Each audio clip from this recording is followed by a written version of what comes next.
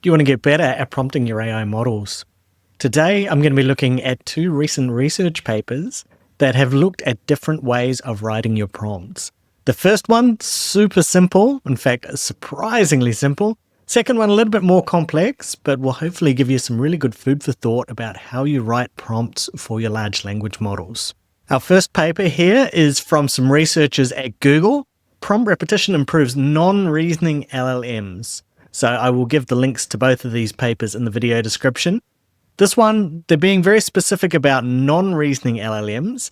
And the reason for that is the hack that they have in here that they tested and they found to be effective is just repeating the prompt.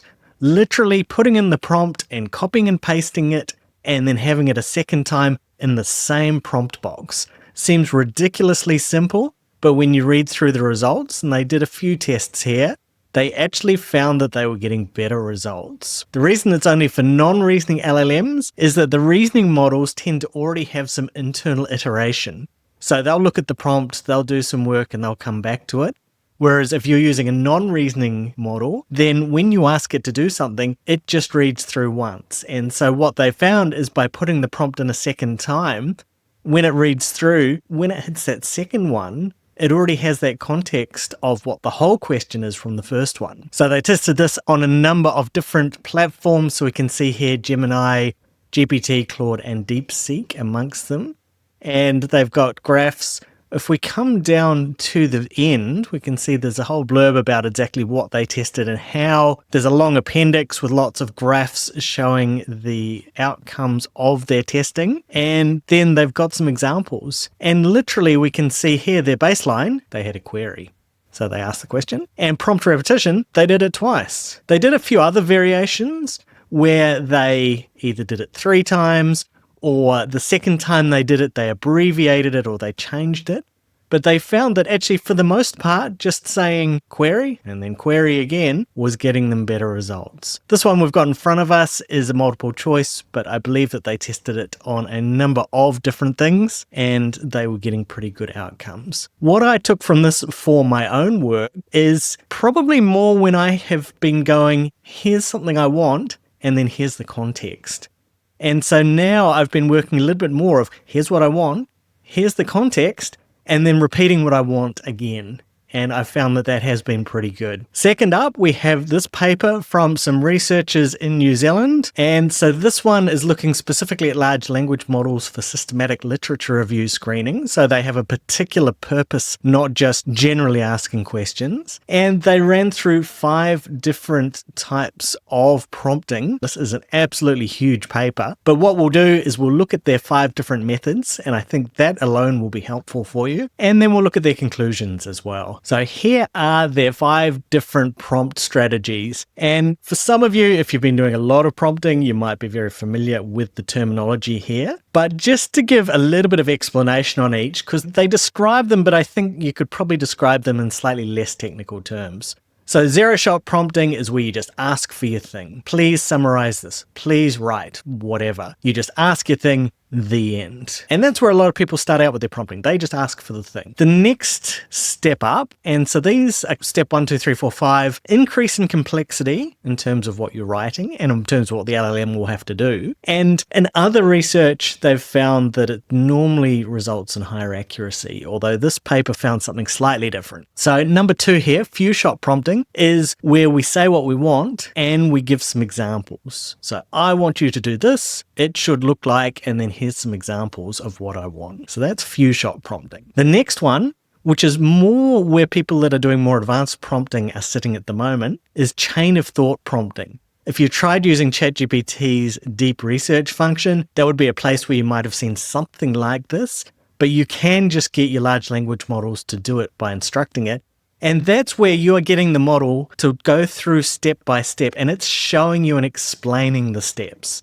So that chain of thought, I am asking you to do something, but actually I want you to go through step by step and check in with me that there's step 1, was that right? Do we need more detail? Step 2, step 3, going through the different steps. So chain of thought prompting for a lot of you is where you should be doing your prompts unless it's something pretty simple. Next up, chain of thought, few shot. So that's combining the second one and the third one together. So we've got that chain of thought, step, step, step, getting that outcome, getting those steps, but also giving examples as well.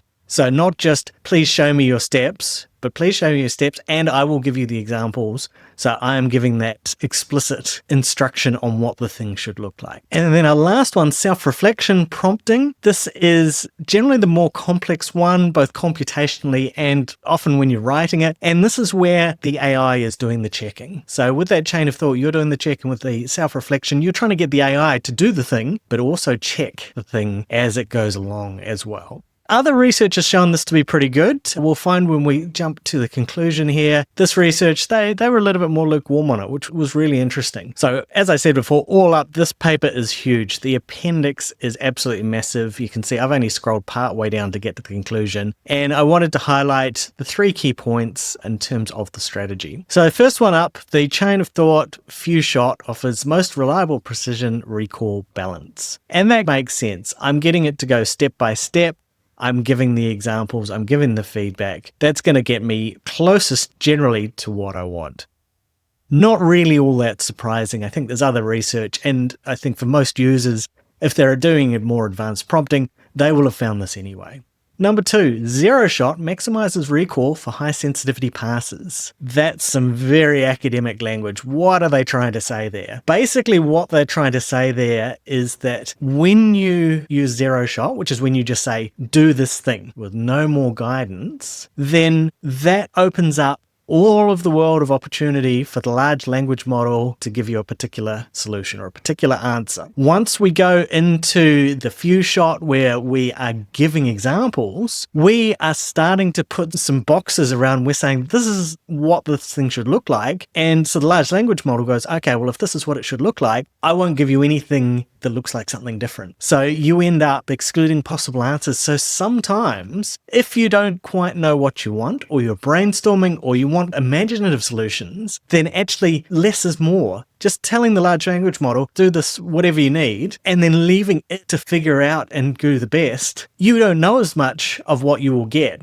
So if you really know what you want at the end, this is no good. But if you don't really know what the outcome is, or you want to give the large language model a bit more scope to be creative, to give you different things, then actually that zero shot strategy, just very simple prompt, that can actually be quite effective. That was a big explanation for very few words that they wrote here, but that's really what they're trying to say. Hopefully my explanation makes more sense. And the last one, self-reflection performs worst because it exhibits high model-specific variance and over-inclusivity. And intuitively, this does make sense. And so maybe it's surprising some of the other research that's been out there that said when you get the AI to check its own answers, that's really good. And I do wonder whether some of that research where they've come back and said, oh, well, it's really great having the self-reflective AI where it's checking its own mistakes just because of the complexity that it took to get it to do that thing. But as with that point too about the zero shot, something being more complex doesn't necessarily mean that it's giving you the right outcome. And so what they found here, and I'll link to this paper, you can go and scroll through all of these appendices. There's just so much content here, amazing amount of work. Then actually getting the AI to be self-checking is really opening up that model variance, and it can go all over the show. And particularly if we're worried about things like hallucinations and things that are generated out of our model, then having the model doing the checking is not really where we want to be.